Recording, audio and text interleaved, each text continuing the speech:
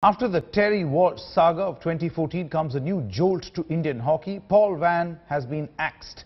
Van Ass claims he's sacked, but Hockey India president says he's not. So what exactly is the situation in Indian hockey? Both Batra and Van Ass spoke exclusively to India Today on this latest fiasco. Indian hockey is in crisis yet again. And once again, it's Hockey India boss Narinder Batra versus the coach.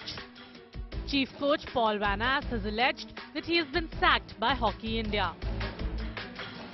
In an exclusive conversation with India Today, Van Ass claimed he was shown the door just 1 week after the World Hockey League semis in Antwerp. But I haven't received the official letter. I was fired the 13th. So that's the reason that I haven't put in my report. And what I don't like now is that they put the blame on me that I'm not there, because it's not about me. I was fired, so what can you do?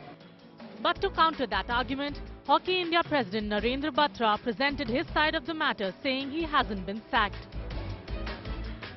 The appointment is done by Sai, and to recommend for his sacking is done by Hockey India. Neither of the two have happened.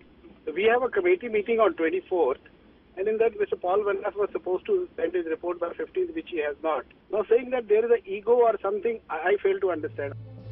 Van Ass revealed that he had sent away Narinder Batra during the quarter-final match because it interfered with his authority as coach.